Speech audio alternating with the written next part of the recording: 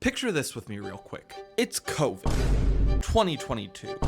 You're me, but 3 years younger and much more depressed. On one particular evening of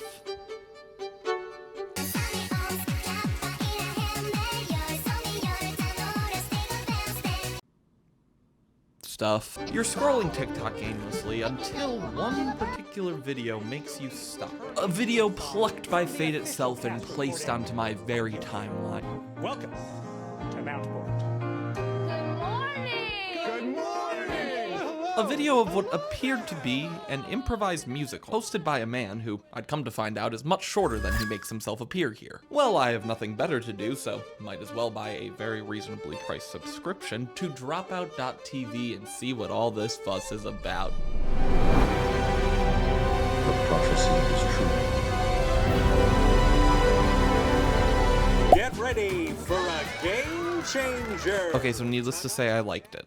If you're watching this video, there's a good chance that you might relate to this story, as when we look at the data, Welcome to Mountport for both Game Changer and Dropout was a breakout moment. So looking at the data, if we go to December 2020 when Welcome to Mountport first premiered, they had an interest score of 20. Whatever that means. Let's check out a few months further than that and oh, Jesus Christ! Okay, so we can now prove that after the release of Mountport, interest in Dropout skyrocketed. So the natural next step for Dropout is more and now. And thus they go ahead with season 1 of Play It By Ear. So after seasons 1 and 2 were done, you can bet what came next. That's right, Play It By Ear season 3.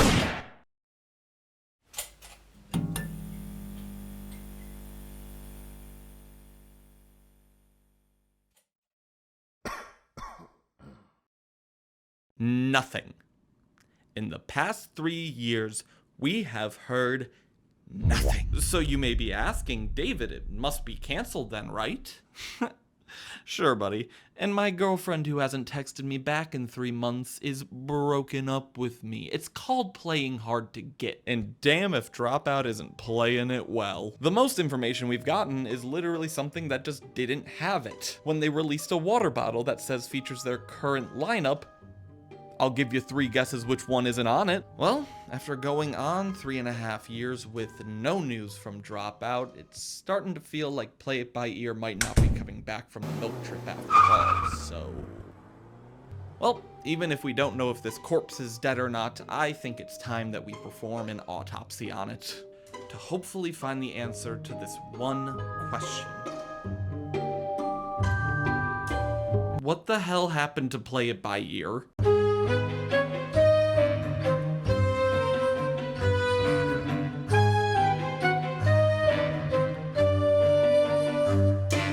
There's no place to begin like the beginning, so we're gonna start a little bit earlier than that, with Welcome to Mountport.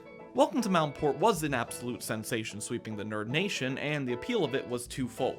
Number 1 was the appeal of any Game Changer episode, which is watching these comedians be put in the improv equivalent of a saw trap at the behest of their own jigsaw and try to figure out a way out. But this one goes a little differently, because instead of struggling with the challenge, the players, pun intended, hit it out. Run! So it is still like a saw trap, except one where Jigsaw accidentally put John Wick in there and he's about to get his absolute ass kicked. Speaking of Jigsaw, ours here is Sam Reich, who is giving them very vague story prompts to start it all. And I do mean vague, because if you only pay attention to what Sam says, the plot that he gives is just, simple hero comes to a new town called Mountport, big business villain gets in their way, and somehow by the end, the hero overcomes the villain. Now, if you didn't notice that, I would not hold it against you, because frankly, a lot of other stuff happens in between. And when I hit that home run off my own pitch, so high if you are brand new,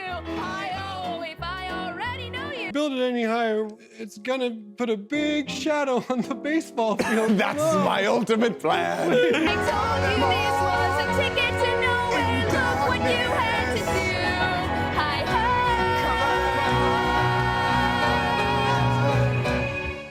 Sexy Tina, drinking Dr. Anyway, I won't go over every single beat in Welcome to Mountport, but there are some important concepts that are introduced here that are significant for the history of Play It By Ear as a whole, such as the point where Zach introduces a villain in one of the songs that's just kind of an old lady that lives in a tree. Don't climb up that big old tree. A woman lives in there and she is not okay. Only for Sam's next prompt to be about a big business villain living in a skyscraper. So as a result, the two just sort of end up meshing. We meet our villain. Allow them to introduce themselves. It's me, Tina Johnson, the nastiest woman in all of Mountport. I used to be in a big old tree, and I said to myself, that's not high enough. And I think there is a lot of these funny moments throughout where we see the players having to fit their own improv tendencies within the structure that Sam Reich is giving them. And within game design, there's two opposing ideas that we see at play here. That is on-rails versus sandbox structure. Welcome to Mountport is a very on-rails version of a musical improv show. It's built so no matter where it goes, they're able to make a complete musical. However, it's a little bit in opposition to the inherent sandbox structure of improv and musical improv in general, where if this was an entirely sandbox structured game, then the players would be able to take the plot and story wherever they want to go. If you're on rails, you go where the rails want you to go. If you're in the sandbox, you can build anything, do anything. I wanna try everything. And here I think we see the dichotomy between the two actually producing a very funny result where the players are forced to fit these sandbox choices within this on-rail structure. That aside, you know this is a banger, man. The rest is herstory, alright? Do you mean herstory? It went viral on TikTok, Dropout subscriptions probably skyrocketed, and the only thing left to do was to turn this into a full-off series. But one question remained. How? Well, the obvious answer is just to look at what went right in Welcome to Mountport and do that again. I mean, the point system of it is already pretty much irrelevant, as Sam forgot it at one point. Oh my God, I'm so disoriented. Like, I'm so caught up in your guys' performances that I've forgotten to give out any points. On top of it being an improv musical means they can just do a different musical. So in terms of adapting, I think we're pretty much done. Unless I'm forgetting something. Oh, God. Good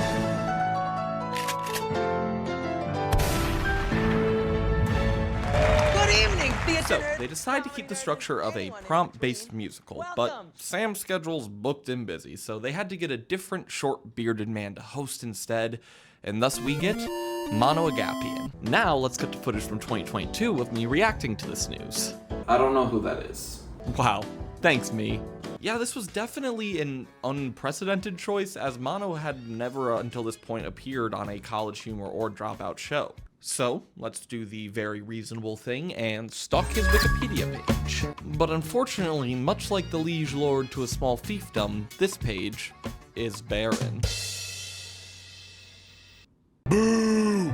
The only breadcrumbs we really get here is that he performed in an improv group Rita Repulsa alongside Oscar Montoya. Alright, so now we're getting somewhere. We might actually be able to figure out how all these performers know each other, and god damn it, it's UCB, isn't it? All right, jagoffs. Okay, so our best guess right now is that they knew each other through UCB, but that's not really saying much. I'm pretty sure Sam Reich just has a factory making them there, so we're just gonna have to leave it there for now.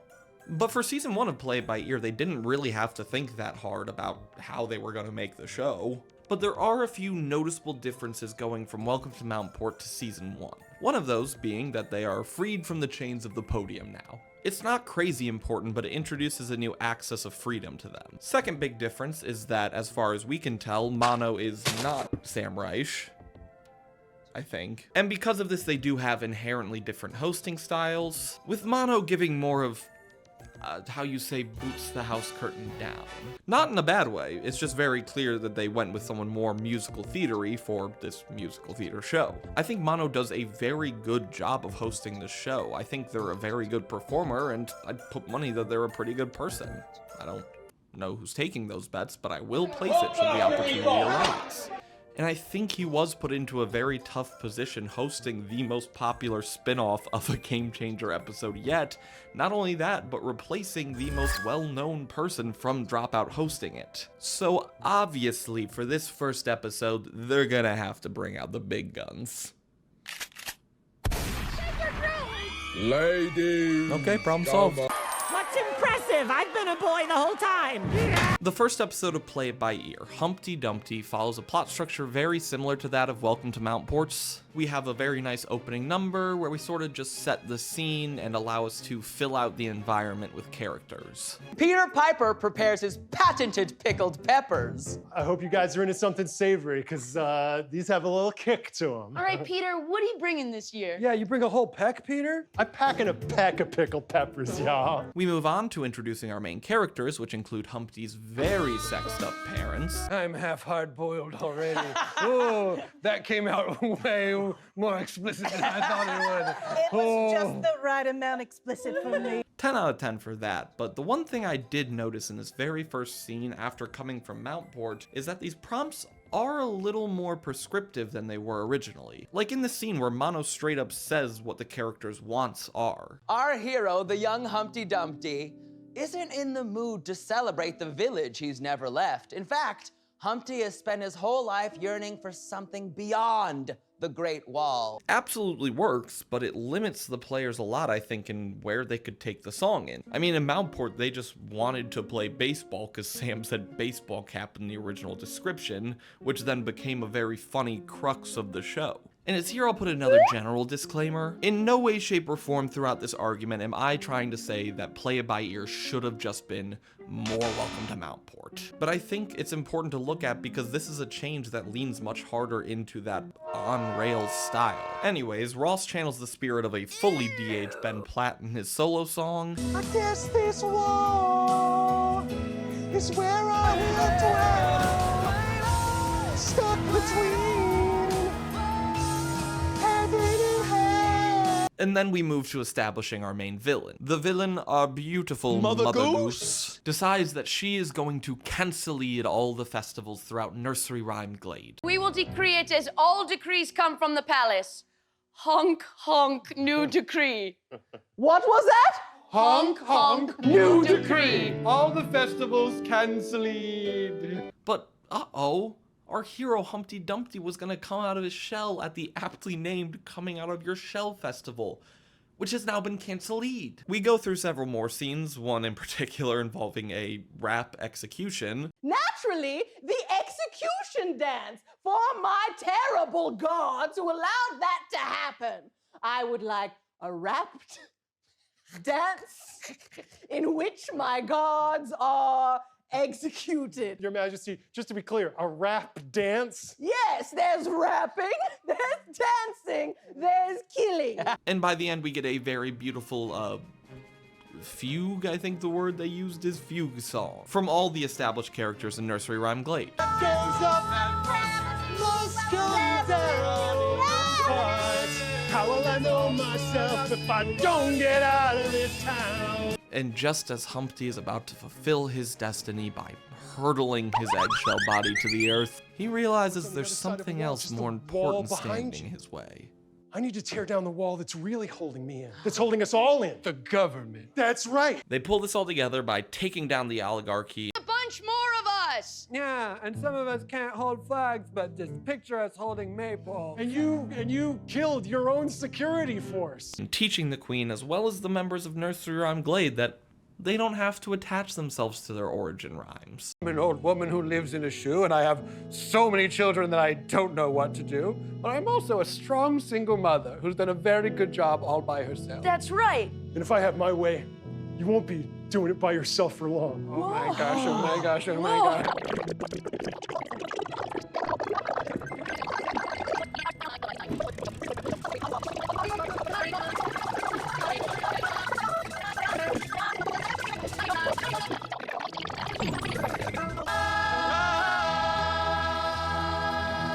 All power to the people. Oh my God! Really a beautiful ending. Like and subscribe if you cry every time. Okay, great first episode, but what can we find out from the birth of Play It By Ear? Well, I think we proved that Welcome to Mountport is not just lightning in a bottle. There's at least 2 lightnings in those bottles now. But on the opposite ends of things, I can't help but notice how different this episode was from Mountport watching them back to back. With Welcome to Mountport, we had a very generic setting with a very generic hero, and as a result, it ended up taking more of a generic shape. But I think that generic shape a little bit better contrasted the odd and strange decisions that they were able to make through their improv. That being said, this was a very good episode. It was a very good very first episode at that, so it definitely has room to grow. But grow where is the question? As good as these episodes were, they were both pretty similar, I'd say. So going into episode 2, how do we switch things up? Well, what if instead of a hero, we had an anti-hero? Thoughts? I'm not your Cinderella. I'm your bad Cinderella. Before we can go on and start mucking our Merkmires all willy-nilly, something happens in the introduction scene to Jess's character that I want to point out. At first, no one recognizes our anti-hero. Well, until the anti-hero does that unmistakable thing they always do. Sorry, I need to remove this cloak. Oh, really? Oh, Oh my god, that's so you. It's really funny, and more so, I think, a really good demonstration of the game that we're playing. And I think now we can finally expand on what I mean by that. Often with improv, especially at the aforementioned UCB, there's the concept of finding the game in a scene. And on the most base level, the game of a scene can be defined as what makes that scene interesting or funny. And being basically a televised version of improv, I think this theory extends pretty well to a lot of Dropout's programs. I mean, it's a lot easier to know what the game is when that's literally the whole point of the show, a la Game Changer or Make Some Noise. And I think in Play It By Ear, the game they're playing is a lot less obvious. On the most basic level, the game could be described as, within the structure of a traditional musical, having to make and justify improv choices to tell a complete story. And I think that contrast between the traditional musical structure and the off-the-walls improv choices is a lot of what makes musical improv entertaining in general. I think we see this even more on display when Jess does the song explaining the main character's motivations. someone did me wrong, how did they do it? Soon I'll say. I had a small store once, and I used to sell tiny boxes you could put a button in so you wouldn't forget where your button was. But then my sister started a second store right next to mine. Great stuff. 10 out of 10 IGN, perfect game. We get the villain intro. This time, the villain is finally played by our very own Zach Reino. I love you, Zach. There once was a man who sold buttons. Not buttons, but just one tiny box. A little box. And then he had a sister who wanted a job. Can you imagine a job? That's quite odd. So many details. And I gave that sister a job with a business that would put her brother out of business. Okay. Our hero gets thrown into the prison where they end up meeting an unlikely friend. Hello, donkey. Really done it now. Now I'll never get out. Unless... That's right! A familiar face! It's me, Sister! Henrietta Henry. You've been alive! I've been a donkey for many years. Oh, what a smart girl! I have lived as a donkey all these years. I've shed so many donkey tears. I don't even have much to say about it. This is fucking great. It also wasn't until this rewatch that I noticed that Giovanni kind of has nothing to do the entire time. They handle it pretty smartly and gracefully, where they make Giovanni a witch that makes people shit themselves by giving them diarrhea.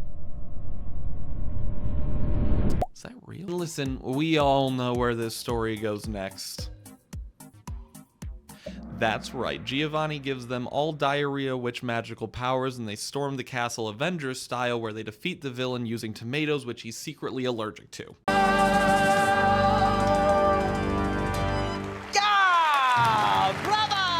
that, ladies and gentlemen, was the Muck of Merkmere. Let's give him a round of applause. A very good episode that I think successfully recaptures, if not builds upon the magic of Welcome to Mountport.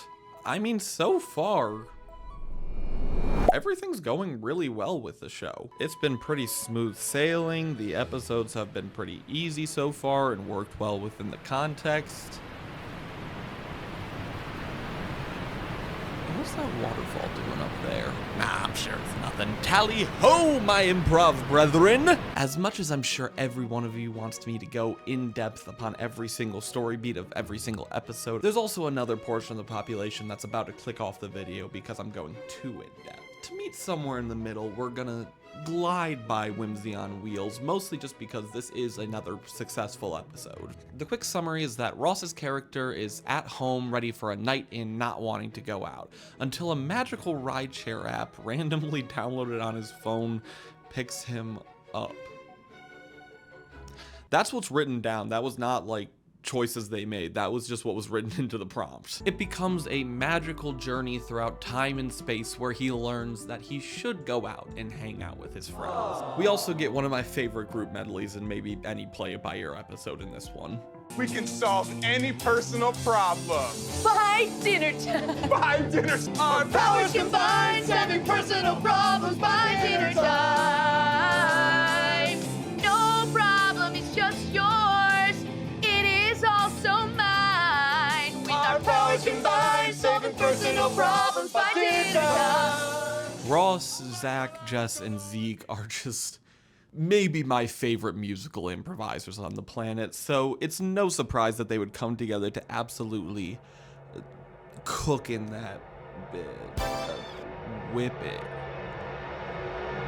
6, 7. You get the point. Hey, does anyone hear a waterfall? Okay. That's being a little dramatic. However, it is tough because I would say that Flight 314 is Play It By Ear's first failed episode. Skyline Flight 314 is a musical about airplanes. I don't know if that already exists, but it is. And while I did enjoy this first joke from Jess, Attention, passengers. Hi. I think the rest of the beginning really shows us how constrictive this railroading has gotten. But the fussy, unlikable passenger in 9A, yeah, you saw him trying to wedge that piece of luggage up in the overhead bin. His luggage just fell back down in the aisle. He not only gives him what the character's deal is, he also gives like an event around them that happened. In the next scene, we meet the flight attendants, and I think this scene is a great example of where the over-railroading hurts them. Our flight attendants are checking up on our passengers to make sure they're ready to fly. This is my very first flight. I You're gonna just do started great. yesterday. You're gonna do great. Just stay away from them. They're in the middle of a couple's fight. Listen, I told you I would get out of first class and go to coach if you wanted me to. I thought you were gonna do the Orlando route. I can't move routes at this point, Mark. Because I think by sheer misunderstanding, we end up with flight attendants who are in a couple's fight. But I think Zach was just addressing the prompt of making sure passengers are ready to fly, but Zach and John were already playing flight attendants, so it kind of gets weirdly mixed up between the railroading and the improv choices. And in this scene, I remembered something that I had mostly forgotten for the rest of this walk, and that is that musical improv is really, really hard. Like, Zach and Jess are both extremely talented improvisers who basically make it look easy. It's like when you're watching them skate in the Winter Olympics and it's like, I could do that. You just do like some spins. Meanwhile, the leg muscles required would absolutely just shatter every single bone in my body if I even attempted to do a quarter of what they're doing. And I think you can imagine where I'm going with this metaphor. And it had me thinking again, very similar to Mono, where did they come from? How do they all know each other? UCB comedy. They're all made at a factory at UCB Comedy, and Sam Reich, I need you to stop their yes-anding at my door and they're gonna get in. First things first, what the hell is Shamilton? All right, screw it. Let's go check out the website. Wait a minute, is that Los Angeles-based comedian and actor Lou Wilson? This conspiracy goes even deeper than I thought it did. Okay, apparently they're all in this, and it's where they do a musical improv parody of Hamilton. I don't, why was Lou Wilson never on Play It By Ear? That was an option? Okay, so aside from giving us a few beautiful pictures of babyface Lou Wilson, this sort of answers the question of where a lot of these people likely came from and how they knew each other. But you wanna know what it doesn't answer? Where the hell Mono came from? I still don't know how they knew each other. But yeah, more importantly, the Baby Wants Candy website has not updated it in about 10 years, so we get some of the most embarrassing and fun photos I've seen of these cast members in a while. God, what is it about an old headshot that just feels more embarrassing than a naked photo of yourself? Anyways, let's get back to the show. So the show continues at a relatively normal rate, and I want to note that Lil and Bowden I've seen in other improv sketches actually, and they are really funny. I do not want to discredit that. I just felt really bad because they seemed to be nervous that they were trying to make jokes and rhymes at the same time, and it just wasn't happening. And I only bring this all up because they decided to give her a whole solo in the middle of it. Now that I'm on this flight, I can only offer potatoes. Maybe it's too lonely in Pennsylvania, too lonely in St. Louis, Missouri. I'm too lonely until I find my love. It just felt kind of mean, man. If you know you have someone who's less experienced at this than other people, maybe we don't give them a solo. And to make matters even worse, we then immediately cut to Jess and Zach, who go mega mind same brain mode. It's a shame that because you had to turn it off, that now we're definitely gonna crash. I took it out of airplane mode. I took it out of airplane mode. Anyways, I won't go over every single beat of this episode, but there is an important thing that happens here that I think preludes us to what happens in season 2 of Play It By Ear. In the beginning, Mono asked them to establish a character that was sort of a pain in the ass travel. The character never really got off the ground that much, which is fine. And in a normal improv setting, with a character like that, you'd probably just put it to the wayside and not really come back to it. But here, Mono asked them to continuously keep going back to this character because there are prompts pre-written about that character. Just then, the unlikable passenger from seat 9A, you remember that fuddy-duddy, that guy takes it upon themselves to speak for the rest of the passenger. This high-maintenance passenger with some support from the seat neighbors will now perform an obnoxious complaint song that will include a few celebrity name drops. Maybe that was to help a less experienced cast, but it almost ends up hurting them instead. It seems that Mono is actively working and pushing to keep them on these rails. Why don't you all, to each other, just share some of your good thoughts? Yes. Absolutely none of this is in the script, but you know what? Let's just go see what's happening with the passengers. We learn that we not only have a script, but Mono is working very hard to stick to it. Even a scene that is derivating from that a little bit is considered a rule-breaking moment. And this is the first time that, like, 3/4 through the musical, it's confusing how they're gonna be able to wrap this up. But luckily, Zach Reino, music improviser genius Tony Award winner, comes up with the best solution possible. And you're not gonna like this. Okay. You don't know that. The plane has already crashed. Right. One of us is imagining this whole thing, and it's real hard to say who. Thought we were all goners. What happened? Huh, you know what? Maybe we'll never know. Maybe it's too hard to explain. Which is inherently pretty funny, but I think speaks to how hard it was to land this plane. Pun intended. Mono, all of you that are like, you guys write these beforehand. In what universe would we choose? Why would we do that? Real quick, before we go into the final episode of Play It By Ear Season 1, I just wanted to take a second to say, if you're enjoying this content and you want to see more of it, maybe consider subscribing to my channel. Being a relatively new YouTuber still means two things. Number one is that I make mistakes, like filming in front of a green screen while wearing a shirt that has green on it. Yeah, I don't know what I was thinking on that one. But number two, subscribing is the number one way to let YouTube know that you like what's going on here for some reason. So no pressure either way. If you want to, it is very, very much appreciated. And if you don't, I just appreciate you being here to watch and enjoy my content. Anyway, let's get back to whatever this dumbass has to say. Last, but certainly not least, is the final episode of Play It By Ear Season 1. Space Rocks! Space Rocks! What's the name of it? Space Rocks! Space Rocks is a musical that is part space and part horny. An epic group rock ballad that for some reason is also very sexy. Oh, you know it's bad when the shields are down, but something else is coming up. I think you know what that's about. We next get an absolute classic move by Mono asking Jess for the I Want song. As what they long for isn't space, it isn't battle, we'll learn what it is in a solo featuring the phrase, My Moon and Stars. But the seating in the bridge still feels kind of a little off. I want to go back to the original floor plan. Gotta check that thing off. It's classic story archetypes, right? Man versus man, man versus nature, man versus interior designer.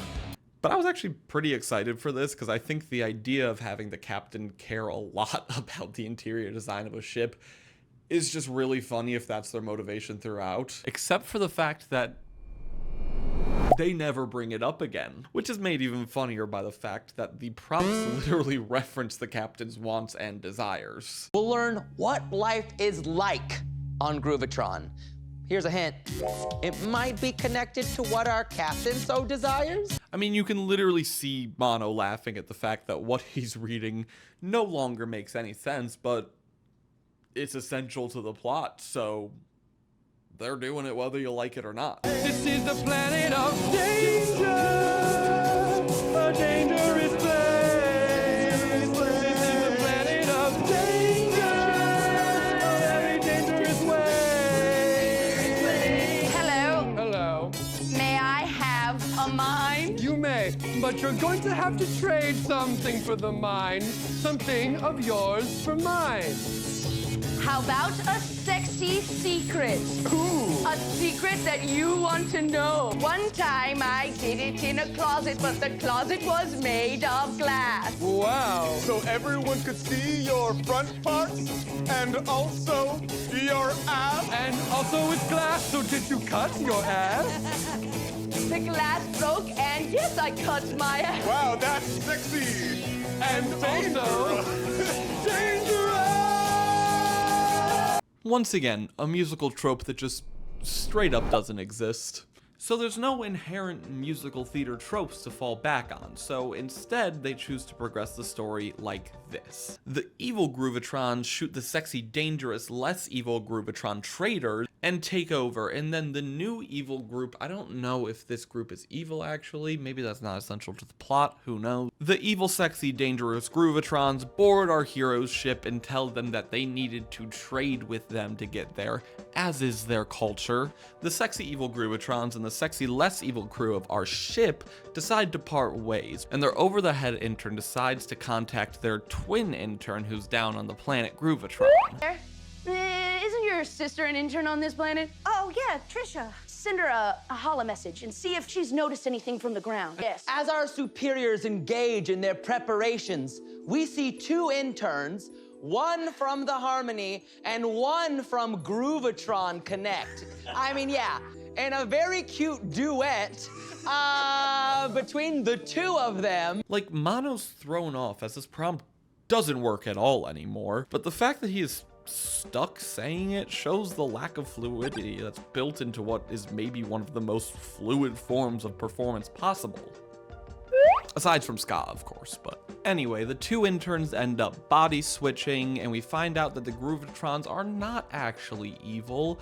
They just got a big old crush on the captain of the ship. Unrealized dream that they had as a show of affection. That's Only a bad. if you're a really immature person. Well, I'm only 2 months old. Anyway, amazing stuff happening there, but we do gotta go back to the cracks. There's a prompt between the AI on the ship and the captain, and we just like had never really seen them interact before. Feels a little late for this. Anyway, the show wraps up by the captain going down to confront the Groovatrons and tell them that they want to stay.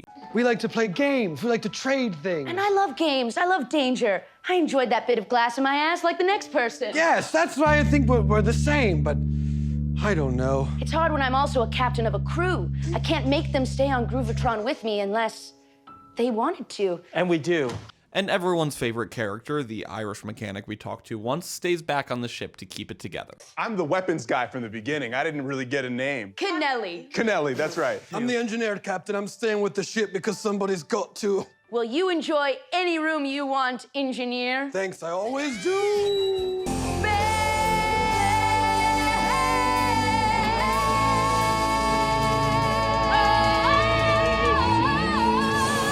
There's no place like Target to shop everything you can. And that, ladies and gentlemen, was Play It By Ear Season 1. Let's give them a round of applause. How about it? How about it? Okay, now let's be mean. Not mean, just analytical, which I've been told are not independent, so we'll try our best. Keep in mind that I am someone with limited improv experience and absolutely zero musical theater improv experience. This analysis is simply coming from a viewer who has a camera and a microphone. Overall, Play It By Ear Season 1 was a resounding success. Not only were they able to recreate the magic of Welcome to Mountport, but they were able to even surpass it on several occasions. However, watching this with the retrospect that they move entirely away from plot-based prompts in Season 2, I can't help but notice that as the season's gone on, the plots have gotten a lot more prescriptive than they initially were. Mountport was about a scrappy young hero stopping a big corporate villain. Humpty Dumpty really had no story beats built in except the part where he goes splat. But then by the last episode we have... Okay, so a sexy space intern and crew and captain land on a different sexy planet, and the interns on that planet fall in love, the Groovatrons board their ship, and the captain goes to resolve their difference, and one of them stays on Groovatron. That's just what's written into the script also. Mountport felt as purposefully generic as possible. And on the top of Mountport's only skyscraper, we meet our villain. Allow them to introduce themselves. Now, compare that to the villain intro in Space Rocks. In a scene that will soon turn into a group song that I've been prompted to say is sexy in a very different way. Okay. Yeah. We'll learn what life is like on Groovatron. Here's a hint.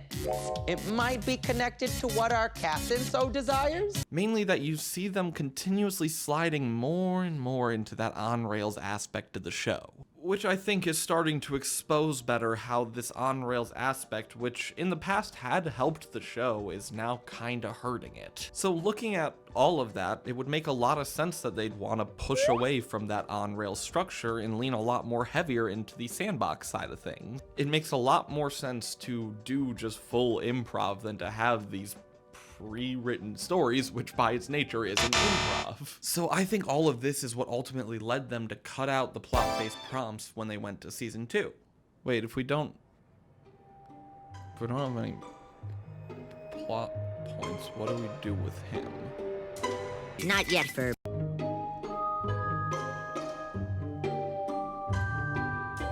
Mono's role looks very different from Season 1 to Season 2. Season 1 had him serving as sort of the story wrangler for the players, while Season 2 has him serving more as...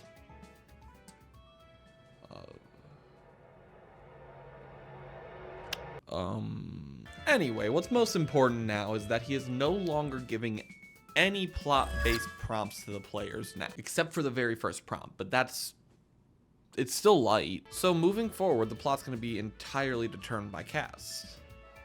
Right? It's a little complicated. We'll see. And since they're entirely changing the format of the show, obviously we have to double the episode count.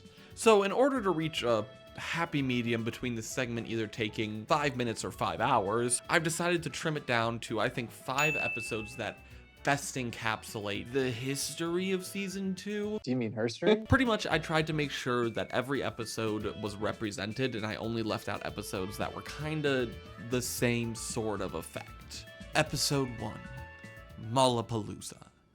We start in the mall.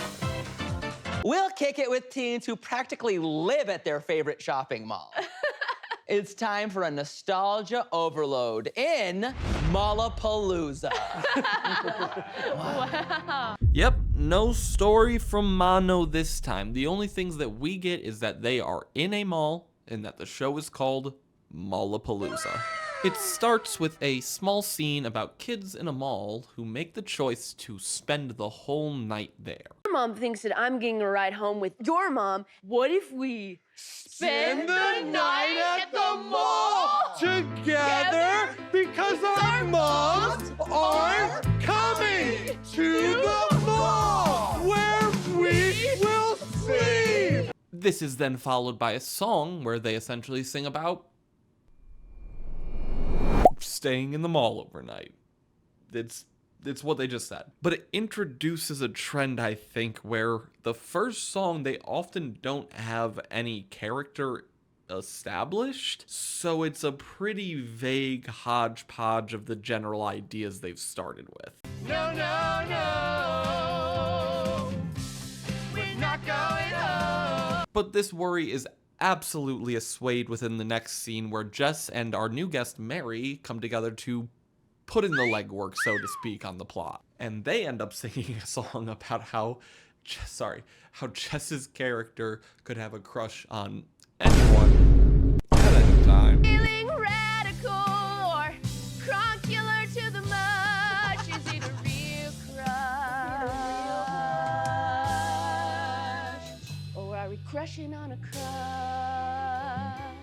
It's enjoyable, it's funny, it definitely is a good time, but it definitely feels different from what happened in season 1. Also, I forgot Mono's here. I want to know in this next scene, what's standing in the way of what our heroes want? Now, Zach and Zeke are both extremely talented improvisers. I know that they are going to use this great prompt to come up with something smart, funny, great, and Bears got to get knowledge. Bears got to go to college. Bears got to get knowledge. Bears got to go to college. Oh, I'm a bear and I've been taking my toll. I go to university and I will enroll. That's right, the bear is a student here. He pays tuition year after year. Bears got to get knowledge. Bears got to go to college. Bears got to get knowledge. Bears got to go to college. Bears got to get knowledge. Bears got to go to college. Bears got to get... I forgot what I was talking about. What's standing in their way is that they gotta figure out how to get these gosh dang bears to college. And that's that. But then in the next scene, Mono asks us to meet entirely new characters. I want to go somewhere new, and let's make sure we meet all new characters. Once again, it's fine. But like, we just kind of established these characters. Let's stick around with them for a minute. It's the Mom's Phone Line Club. I thought you said it's the Mom's Phone Wine Club. Okay, so we get a nice little song from the Wine Moms. Back to the mall. We do finally get to see Mono flex some of those improv muscles. I want the next scene to involve that mysterious janitor we met earlier. Which is honestly really smart from a story perspective. Good on you, Mono. It ends up turning into a whole plot where there is a secret second mall behind the first mall. Look right. Coast is clear. Lock the door.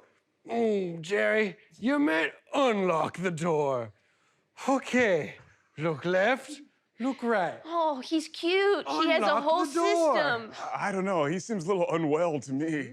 To make sure no one sees the secret sanctum, the mall behind the mall. Anyway, the janitor's song is prompted to include PEMDAS, which is pretty funny, mostly just because you get to see Zach struggle to try to remember what PEMDAS is. Now it's time for D. Don't check if someone is following you, okay? I won't check if someone's following me. Wait, okay. he skipped the And M. then, of course, M. But also it introduces us to this problem that becomes a little more prevalent in season 2, where the prompt kind of becomes the whole song? We'll touch on that more later, but this is one of the first times I think we're really seeing it. But hey, who am I to judge, because it works out where because the janitor screwed up PEMDAS, he now gives them ownership of the mall. I've messed up PEMDAS. Silly Gerald, silly me. You don't want them all, then you will have to give me the key and the ring back. That's pretty simple. No one has ever given the key and the ring back before. You think that it's all so simple? Nope, catch me if you can. But unfortunately, we do come crashing right back down again when Mono gives them a prompt asking to include dial-up modem sounds, which then just becomes...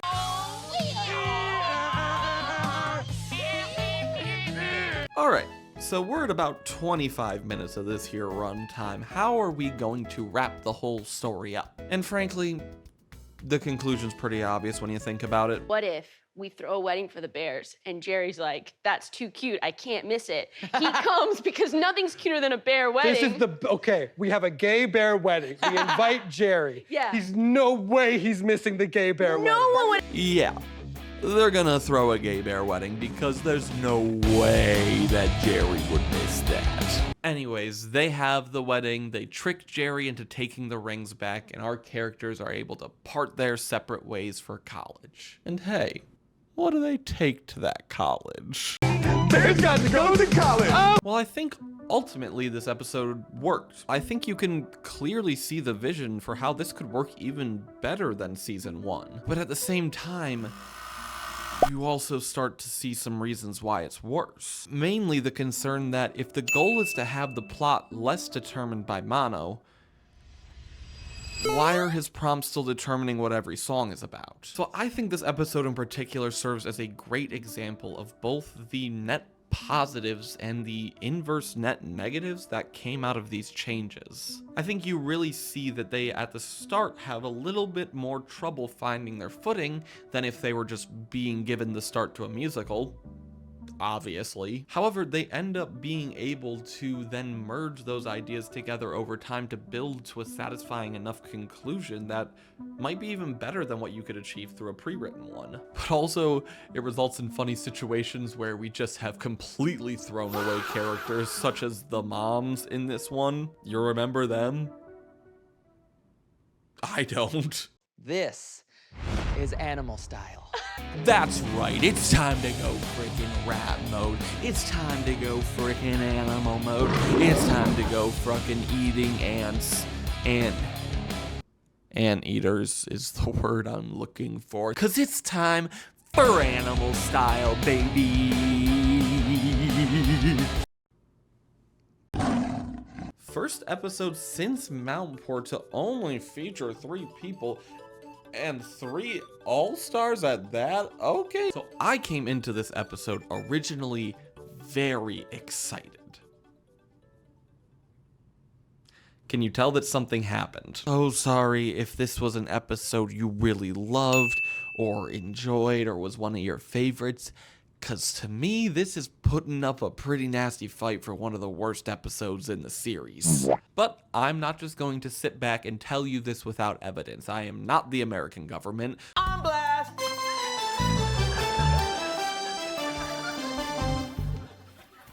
So we are going to sit down and, by golly, watch Animal Style.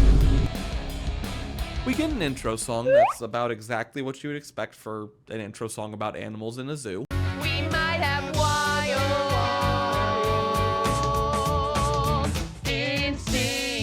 And there's a lot of places that we could go with that. I mean, we could learn more about the animals' wants, learn more about their backstories, learn more about... Before you start the scene, I would like all of you to have names that come from your childhood crushes. We're gonna learn something today.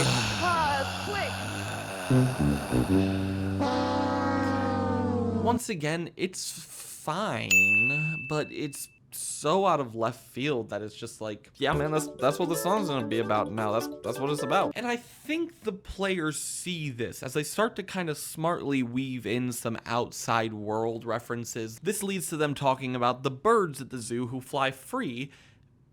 But before we can do that, we're gonna get another mono prompt in there. I would really like this song to involve no rhyming, but instead, fake outs for every rhyme that might rhyme. Sounds easy, right? Once again, fine, I guess, but we're already halfway through the musical, buddy. It's intermission time. I gotta go get Raisinets. Aren't we supposed to be je ne sais quoi making a musical? I mean, I want to say we technically are. It's very vinaigrette style, but it is still a musical, and I don't want to take away from how impressive it is what they're doing right in front of us. But also, in that musical, who are the characters and what is the plot at all? Nah, don't worry about that. Hey, you want to see them do a catchphrase? Wop, Willy wop. An all-purpose phrase that will brighten your days. Whoop, wop, Willy wop. Talking about that's Coming merch. soon to the Dropout store. You better. Wops, Widdly. Funniest part is, I don't ever think we got a shirt with that on it. And then Jess eventually even calls out the rock and hard place they have found themselves stuck between. Here's my fear What? so far. Okay. Yes. All media is out there for us to use and draw inspiration from. I do feel like we are the plot of Madagascar meets the pigeons from Animaniacs, and now we just did a bar version of Hakuna Matata. Okay. Don't get me wrong. I love Madagascar. I'm just worried about how we're going to advance the story. The next scene you take us to, Yes. I would really like it to be set in a scene that has absolutely no business being in this musical. Honestly, not the worst call, because at this point, what are you gonna do besides Madagascar with this? And despite being entirely unattached to what we've done before, they somehow do the best scene I yet. thought you were gonna get Scotty the popcorn. Well, I guess I was busy. What were you possibly busy with that was mattered more than our son? I'm sorry. This theater is currently under construction. Keep doing exactly what you're doing. Let's have this out in a way that's small. It should happen soon. A way that no animal here could do, unless they're a raccoon.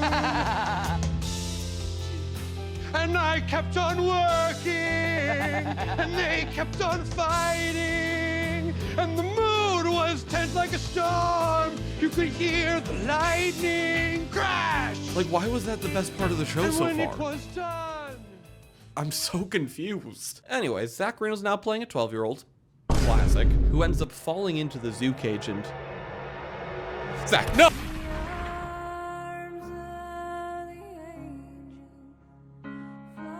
And I guess Jess finally gives in to the Madagascar urges. Yeah, let's send this little spirit of destruction towards the locks and the gates and the bars. He could free us all. Just as they gain their freedom, our heroes look back at this absolutely busted up kid and decide he needs them right now. Definitely not because they don't have any sort of wants or desires or character inclinations.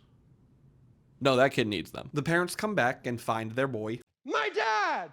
That's my lord! My dad! But he asks the animals if there's anything he can do for them out there in the real human world. And it's in this moment that I think they all realize that their characters don't have any wants. Anything I can do for you once I get out of here? Oh, yes.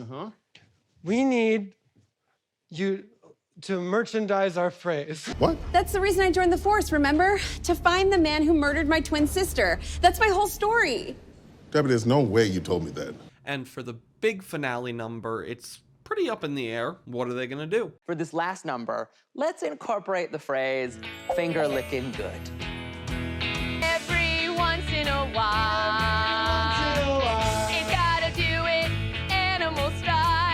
just sort of food-based.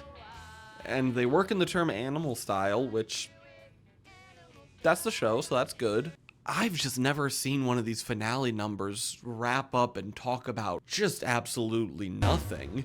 But more so, I think we're really starting to see the issues that are emerging with Play It By Ear wanting to be more of a freeform improv show, but also still trying to be a game show in some sense. It creates this underlying tension between a game show that wants to be an improv show and an improv show that wants to be a game show. Fight! All while feeling like they're not entirely sure what game it is they're supposed to be playing. All right, pal. All right. Back it up. He can be a little too negative sometimes because hope is nowhere near lost on Play It By Ear Season 2 because the next one we're gonna look at is an absolute banger. Cornhole in One. Cornhole in One begins with, well, the title, Cornhole in One. We're not state champions for nothing. So let's represent. If we get into the granular history of cornhole, we'll be here all day. And we can't do that because we got to stay focused on the game and not the tantalizing history. Don't do that. Focus on the win. And after Mono gives them another prompt, An accent that's absolutely impossible to pinpoint. actually sets things up pretty well here, as it naturally establishes their cornhole rivals You're so cute. from, I think, vague Eastern European accent country. Which does make me question if this is a high school competition. Is it, I mean, it could be international, but is this like professional? There's gotta be professional cornhole, right? Oh, fuck yeah, dude. That looks sick as hell. Anyways, unrelated to that, it brings me to another idea about Play It By Ear. I think the setting of Play It By Ear plays a large role in how well the story's going to pan out. Either A, it's a familiar structure or location, such as a cornhole competition. We've all been there. Or B, it actually takes the time to establish a setting and a world in which the show lives. And I think you can see that importance when we try to bounce over to other characters. In the case of this episode, we go to reporters reporting on the competition. I thought it was going to be a big year for Kansas, but unfortunately they all got in a unicycle accident. Anyway, screw all that nerd stuff. Next up, we're getting Zach Ross. Yeah, let's fucking go. Confirm it was many of you on one unicycle? That was how we all got hurt in a unicycle accident. We were doing it as a PR stunt to get eyes on the sport, to get more people to love it as much as we do. You can't force someone to love something as much as you. You can't. What are you? Heated rivalry, who? The only gay sport I care about now is corn. And the second half of this episode is kind of just great. Essentially, in the story, they play against the rival team, they tie it up, and all of a sudden, it comes down to sudden death overtime. And guess what? In this game, sudden death means you die for real. And of course, the fourth and final player must have an honest and vulnerable sweeping romantic gesture. They employ this great structure where they have a natural back and forth of two of them acting as commentators on the other two competing against each other. We even get Zach Ross Yow resolution. For you, Clark. I love you. I've been trying to tell you in so many ways. I felt I was so explicit. I basically told you. I know. But it couldn't ever reach you in just the right way. Don't tell me with words. Your love language is the bag. So let me tell you exactly how I feel about you, Bryce. And it sailed through the air. And of course, in the end, our heroes win out.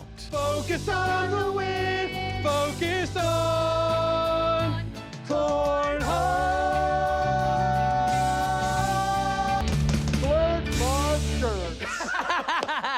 It's fun, it's zany, there's bits that like break the traditional mold of musicals while still being a musical. It's great, so why can't they all be like this? Well, for one, it does help that this is an absolutely stacked cast. But really, this was not guaranteed to go well. And frankly, that's kinda how improv is at some points.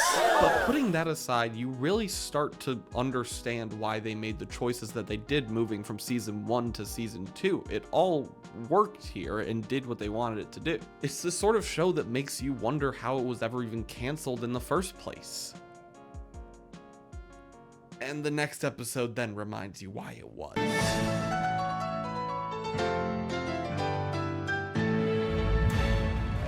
Good evening, theater nerds. Welcome to Play It By Ear, the musical improv show. Backwards Compatible starts with a very strong hook. That hook? It's Merrily We Roll Along. They're doing Merrily We Roll Along. It's a musical in reverse. You guys get it. You're musical theater nerds, you know. And it actually starts very solidly. We see Jess, Zach, and Zeke all reuniting as Jess's character, Mary, is about to receive her vague award. I don't think he's gonna show up. I'm here. Oh my God! We've drifted apart, and I didn't think you'd come and watch me receive my award. Mary, we would never miss you receive your award. We would never roll along without you, Mary. Duncan. Donuts. That's right. Duncan. And donuts. And Mary back together after so much has happened. And they do something smart here in this first scene, which is vaguely allude to events from their past together, which sets them up well for future scenes. In the years where we didn't talk. The whole ordeal on the steamboat. Steamboat my Willie in the public domain. Ooh! So I've been listening to a lot of Burbank Princess. Look at my Spotify Wrapped. Do you think a sane person could do this? Anyways, this is a very solid premise. And then we get Mono's prompt asking them to do a product placement, which once again is fine. But once again, it makes the entire song about that. I don't know. Am I overthinking at this point? Have I gone insane at this point? I don't know. When you need a snack and you need it fast, why not take a break with shortcake fast? It's the cake that's short, and the cake that's short is the cake that has not sugar. Of course, it's. But after that, we finally go back to the steamboat, where if you remember, something very dramatic happened between our main character. But before you can find out what happened there, instead we're gonna have a song that includes a lot of whistling from the people who are running the steamboat, and then we have a bachelor party who come in and want to sail the sailboat. Naturally. Okay, then they cut to our main characters who are having a big fight because of how awful the steering is, right before Donuts goes nuts and drops into the ocean. No, don't! However, if you're keeping count, you may have noticed that we have officially run out of predetermined scenes to go back to. So when Mono gives them a prompt that includes the word Australian accent, you know we're going to the outback, baby. And that's exactly what they do. Nowhere we'd rather bloody be than here with you in the outback, doing our thing, waltzing about. My brother does most of the talking. They do a vague Australian themed song about friendship. I'm resisting the urge to sound like a broken record, so I won't. And in the next scene, we actually find out how Donuts got his nickname. Saw the hair trailing outside. Is that Donuts, the guy that lets his hair go nuts? That's me, Donuts, the guy that lets his hair go nuts. And then we also have a love song between Donuts and a character that we have never met before and will not meet again. Let me inside. A beautiful love story with a character we did not previously know. Anyway, we'll fast forward to the scene where the scientists fight. Huh? Yes, the one where the scientists fight. Don't worry about it. And we're at the final scene of the show, which is actually the first scene. The inception of their friendship, the crux of the story that we've just watched unfold in reverse in front of our own eyes. The Friendsgiving at Chelsea's house. What do you mean you don't remember Chelsea? But here's to our friend Chelsea, who will definitely be the focus of our time. Yeah, the bit is that they all met through this friend that has not come up once the entire show. I also really enjoy the moment where Zeke implies that Chelsea died later, and Jess is like, no, she's fine. I hope nothing bad happens to Chelsea. Why would anything bad? No, Yeah, me too. That would be terrible. That'd be wild. Terrible. So while it has moments that it's funny, it has moments that it's enjoyable, it feels a lot different than the last episode. It starts out as a musical with a central idea to it. That idea slowly unravels until eventually they're stuck in a cycle where they don't know where to take it next, so when prompts are given, they default to making it a scene about said prompt. I think it just shows a really clear example of this cycle they often find themselves stuck in, where instead of it being a show where they're trying to make a musical while dealing with Mano's prompts, it's more a show where they're making songs about the prompts. And it's not that this format can't work. Hell, we've seen it work several times. It's just that it kinda seems to require a not too common perfect storm of the players, the setting, the story, all falling together. It's a lot to juggle at once. It would take like one of those like Ren Fair dudes to juggle all that at once, you know? Like, perhaps like a Renaissance fair. It's like a Renaissance where they joust, which is great because our next show is Joust Because. Good transition, David. Everyone's attention. Joust Because is perfect. She is the moment. She is beautiful. She is my everything. Please come back to me just because the kids miss you. And if you've been paying attention, you know this is already a strong start because we got setting, baby. That setting, of course, being the mecca of all nerdy and or kinky freaks, the Ren Fair. After a brief opening number, kinda just about turkey legs, Mano gives them their first prompt. I want this next scene to show a little attraction that should not be at said Ren Fair. Leads into what is my favorite scene from Play It By Ear, maybe ever.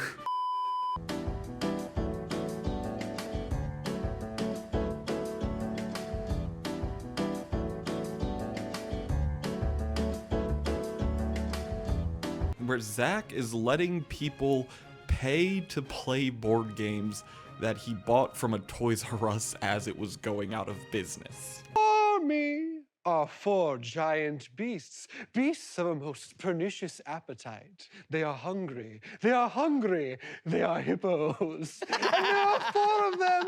So like for $10 you guys can play like Hungry Hungry Hippos. I see you've chosen this fabled game from far off Mataharis. It's a game of apologizing. It's a game called Sorry. Absolutely genius, Oscar, Tony, Streamer of the Year award, give them everything. At the beginning of the scene, it is a little concerning that we're gonna go into, how you say, #random territory. But they encourage the Ren Fair guy Zach's playing to actually join their group and enjoy himself at the Ren Fair instead of playing games he got from a Toys R Us. Mano keeps us cooking along with another prompt that is not really a prompt at all, but Take us somewhere and I'll interrupt in a bit. Honestly, great way to do it. I wish it happened this way more often because what happens next is... I'm gonna interrupt. Do either of you have a phone charger? A what? Oh, never mind. Excuse me, varlet, if you have know that there is a fine line between pain and pleasure.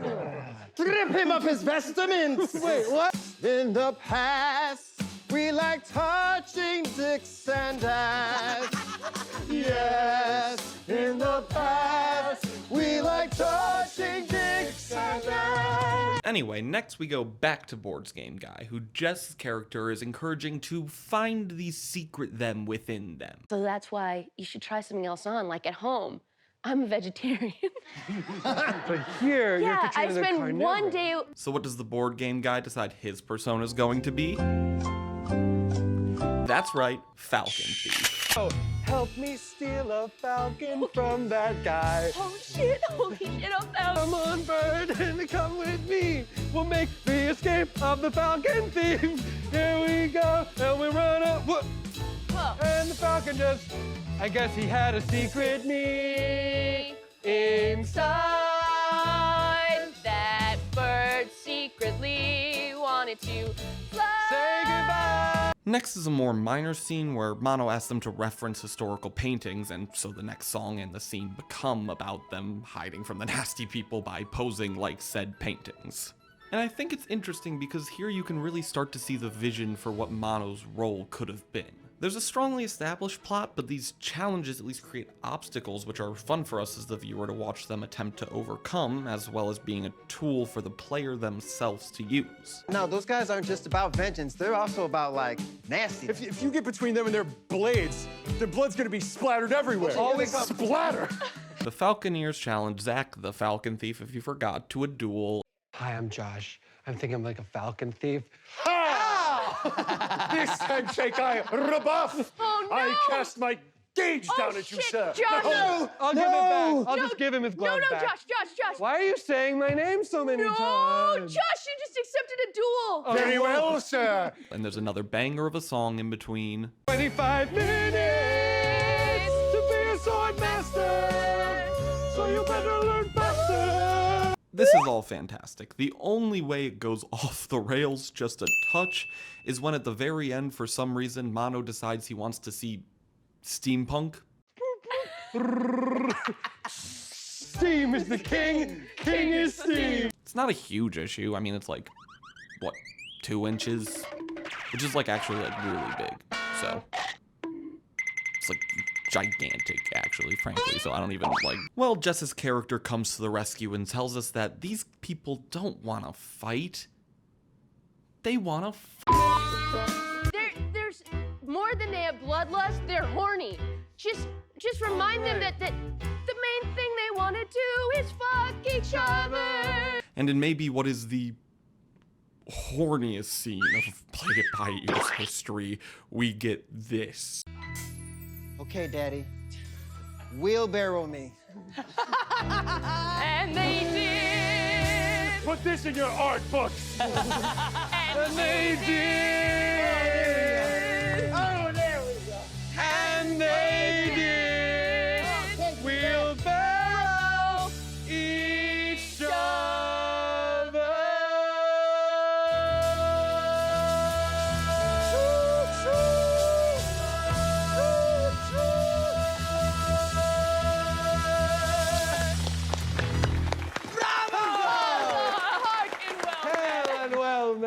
Hail and well met. You're welcome, and I'm sorry.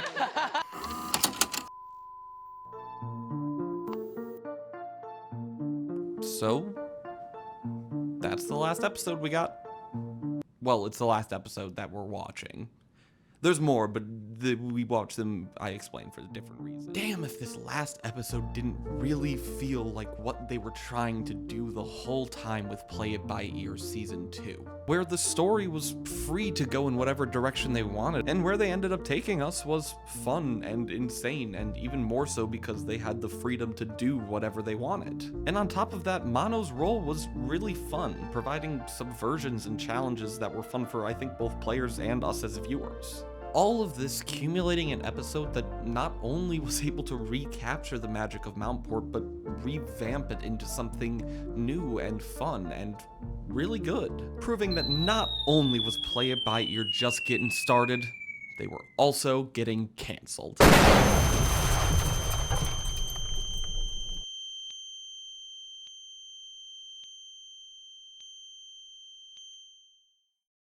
Typically, in a video like this is where you would say, oh, in September of 2023, Dropout announced they were canceling Play It By Ear. But I can't, because they never fucking announced it!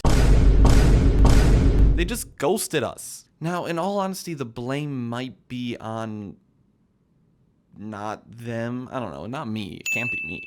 But someone else.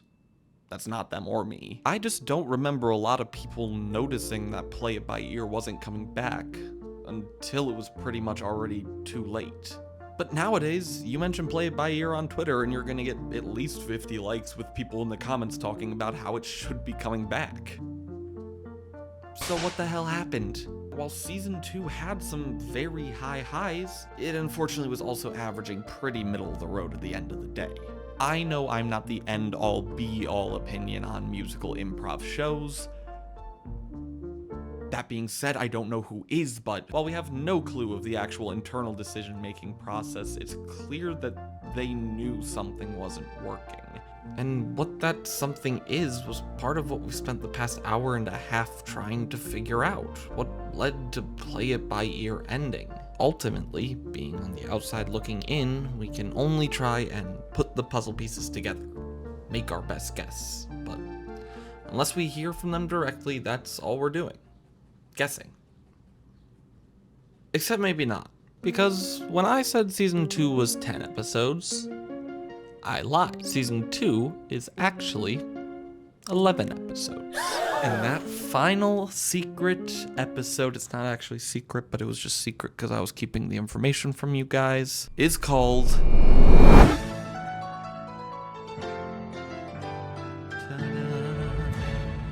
Hi. What's up, everybody? This is bonus content for Play It By Ear Season 2. Thank you for watching, I guess, all of Season 2 and all of Season 1, probably. You're welcome. That is what I did. And as a person who had done that, and who had spent the last month thinking about Play It By Ear, and why it changed, and how it changed, etc., I started freaking the fuck out when they said this. First thing that we all sort of did with Dropout was Mountport. Of course, Mountport was super fun. And then we were trying to think, how can we expand that to a different show? And we did Play It By Ear Season 1. And then we made a lot of changes in between Play It By Ear Season 1 and Season 2. And we thought it might be sort of cool to walk you through why we did some of those things, what those things were.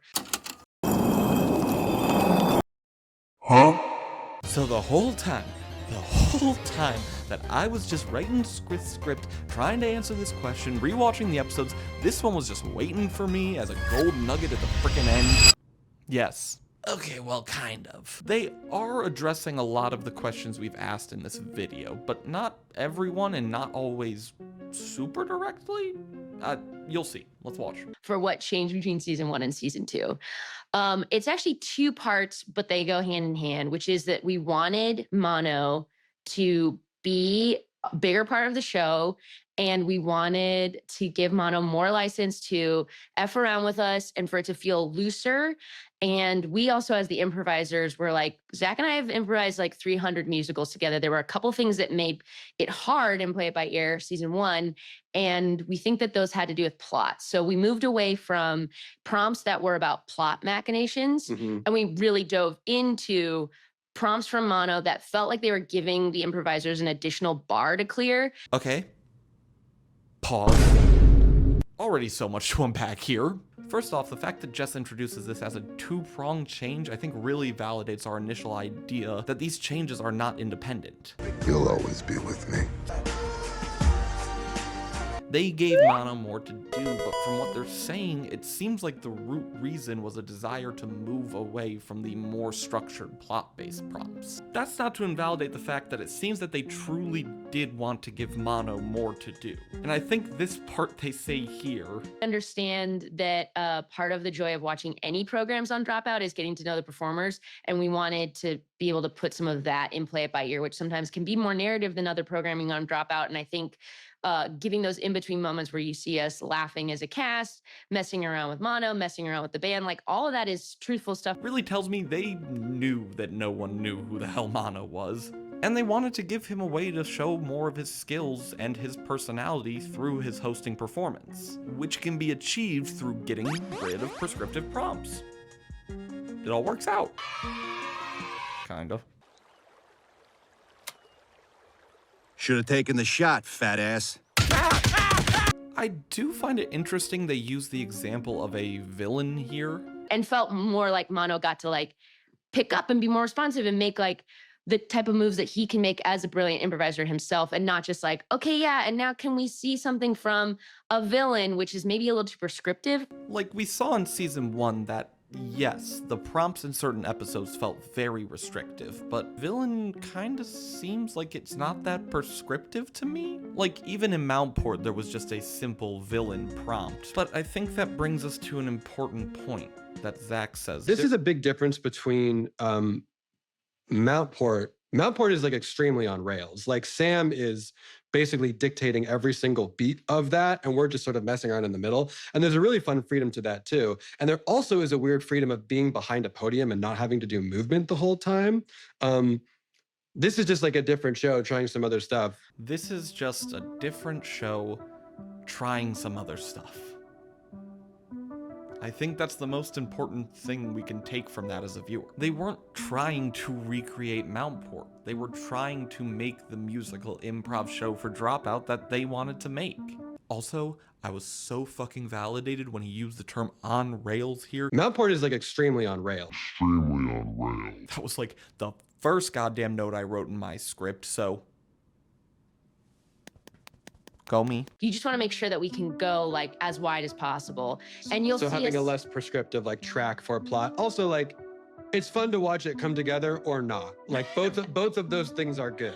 I 100% agree with this, but also it is more fun when you get to watch it all come together. But that's also the thing. They probably know that. So the only logical conclusion is that, unlike the group orgy tent at Burning Man, coming together wasn't the goal. Okay, gross, but meaning that they had a strong aversion to prescriptive prompts, which came about because Welcome to Mountport was built so to ensure it could come together. And since the show was technically a spin-off of Welcome to Mountport, they are definitely bound to be Luigi's Mansion style, haunted by the ghost of Sam Reich. Get ready for a game changer! And that explains why they made this whole two-pronged change. They needed to be free of the chains of Game Changer past, as well as be able to replace the host and let the audience get to both know and like him. And they're right! Dropout is at its nature a weird blend of improv and reality TV, which is frankly a lot easier to do than trying to mix reality TV with musical improv, because the whole point of a musical is to escape reality. The rest of the episode doesn't have anything quite as juicy as this initial commentary section, but it was overall a very good episode. But once it was over, and I'd gotten some of these answers to the questions, I just felt kind of dissatisfied.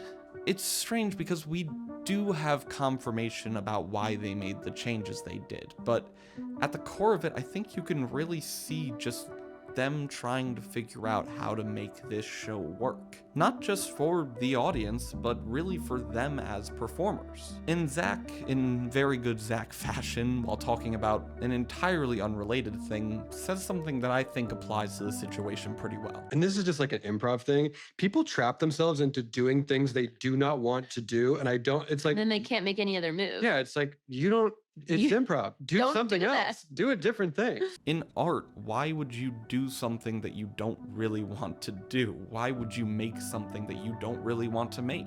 But it's also very real that this idea can be a catch-22, as you do need to be aware of what your audiences want. Just like how I know exactly what my audience wants.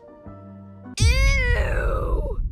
Don't say I never did nothing for yous. And they touch on this as well a little bit when they discuss how within the format, it's very hard to toe that line between doing so well that it just looks like a prepared musical, and so bad that it just looks bad. Essentially, how do you communicate to an audience that this is all being made up on the fly?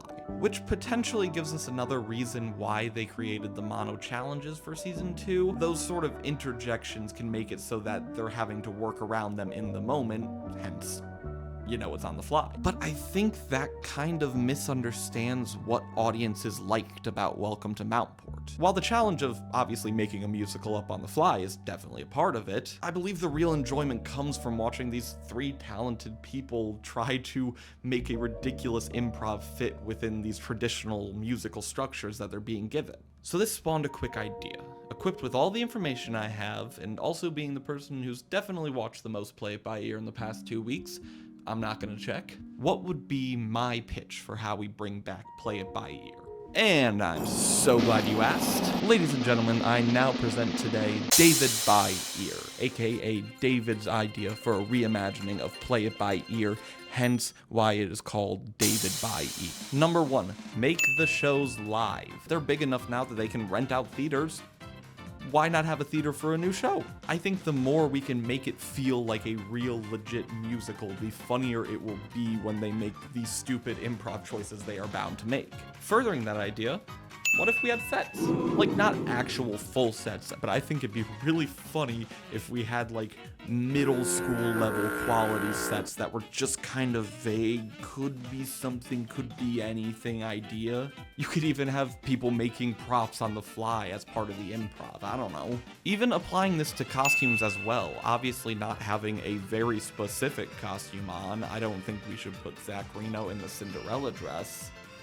At least not for this show. I think they should do that in general, but imagine if they're doing a medieval theme musical, like for the Ren Fair, they put them in weird-ass Ren Fair general costumes. Hell, you know what, Mono, you can even stay too. I don't know, I think it'd be fun if they kept doing this role from sort of a stage manager perspective. You could talk to them on the god mic or call out certain things with the lights, or this way we keep him involved while still having the challenges, but the challenges being more centered around keeping an actual structure of the show together. And, hey man, what are you doing? What do you mean, what am I doing? I'm talking about why Play It By Ear ended and what they could have done better, and I know that why Play It By Ear didn't work and how it didn't work, but like, what's your point? You've said multiple times that they made the show that they wanted to make, so why are you trying to make something different? I just am sad, okay, that the show that I ended up connecting with so much, I connected with less over time, and now it's over, and there won't be more, and it won't have a chance to get better. And I get that, but I don't think there's some big conclusion here. Some giant reveal or gotcha to the end of this video. It got canceled. And while that sucks, what would suck more is if they had to make a show that they didn't want to make just to keep it going. And I think you know that, but it's not satisfying enough, so you're looking for something else. Yeah. Probably. I don't... And listen, maybe they will remake it someday. Maybe they won't, but ultimately, if they made it how they want to make it, then that's the way it should be made. As much value as there may be in recapping a show to keep it in people's minds, or critiquing it to see where it went wrong, ultimately it's not more meaningful than the actual thing itself. The bitter truth we critics must face is that, in the grand scheme of things, the average piece of junk is probably more worthwhile than our criticism designating it so. Wait, that line's from Ratatouille, right? Did you just steal that line from Ratatouille? Never heard of it. Good day to you, sir. What the fuck?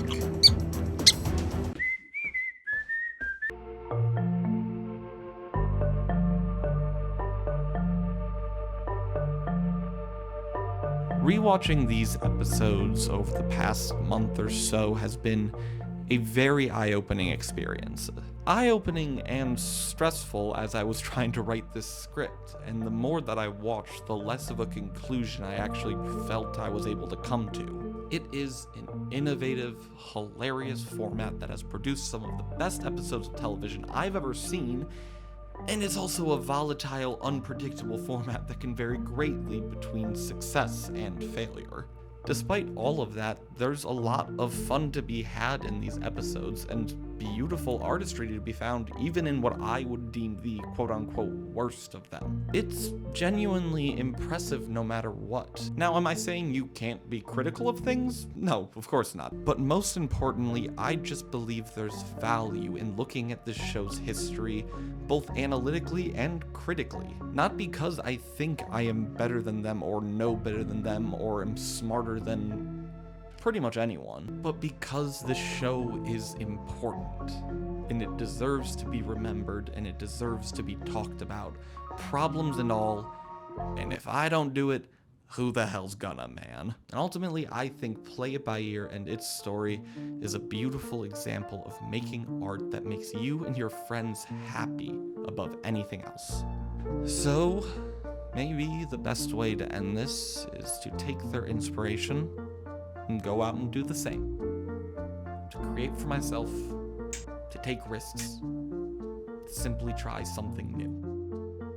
I think we live in a culture that so eagerly urges us to consume that oftentimes it tricks us into thinking that critique of that consumption is creation. And while critique can be good, it's no substitute for taking that leap and making something new yourself.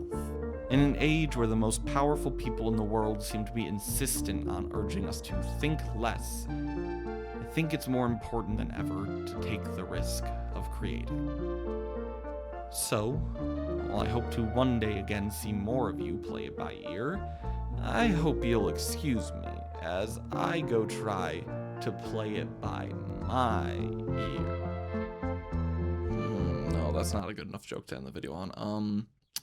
Okay, excuse me while I make some noise of my own. Fuck, that's even worse. Okay, shit, the video's ending soon. I gotta think of something. Fuck. Oh shit, it's almost over.